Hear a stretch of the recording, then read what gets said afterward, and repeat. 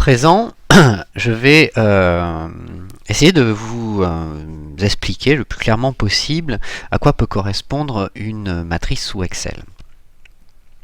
Donc on a vu avec la vidéo précédente déjà un petit peu une manipulation de différentes matrices, mais on n'a pas vraiment rentré dans le vif du sujet.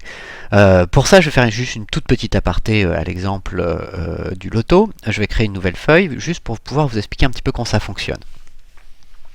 Imaginons par exemple que je prenne de la ligne 1 à la ligne 5, donc je vais sélectionner de 1 à 5, de A1 à A5, et je vais ici lui dire que c'est égal à, et je vais ouvrir une accolade. L'accolade, pour l'ouvrir, c'est la touche Alt-GR, le bouton qui se trouve à droite de votre barre espace, et la touche 4 de votre clavier alphanumérique. Ces accolades, donc si je les ouvre et que je les ferme, je vais pouvoir définir justement ce qu'on appelle une matrice. Une matrice, c'est ni plus ni moins qu'une liste d'éléments. Exemple, donc je vais mettre par exemple lundi, entre guillemets, passer du texte, mardi, entre guillemets, et à chaque fois je vais séparer chaque jour par un point virgule. Lundi, mardi, mercredi, jeudi et vendredi. Voilà, grâce à ça, j'ai créé une matrice donc où on a 5 journées, lundi, mardi, mercredi, jeudi, vendredi. Et si je valide ça, alors pour valider, lorsque j'utilise des matrices, ce n'est pas juste la touche Entrée, mais c'est la touche CTRL SHIFT, donc CTRL plus flèche vers le haut, CTRL SHIFT plus Entrée. Et grâce à ça, lorsque je valide, je vais valider, je le vois comme ceci, un tableau à une colonne avec donc 5 valeurs qui sont lundi, mardi, mercredi, jeudi, vendredi. Voilà. Alors vous allez me dire à quoi ça sert. Eh bien, lorsque l'on a compris ce principe, c'est-à-dire que les matrices donc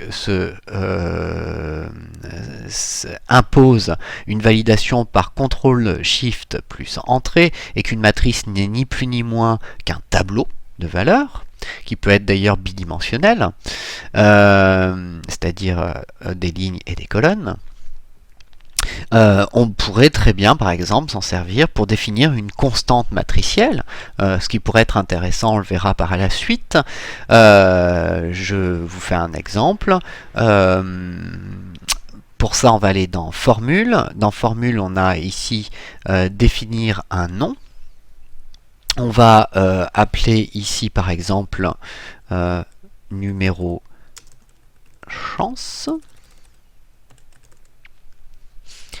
Et on va dire que les numéros chance, c'est égal à une matrice, donc j'ouvre mon accolade, de 1,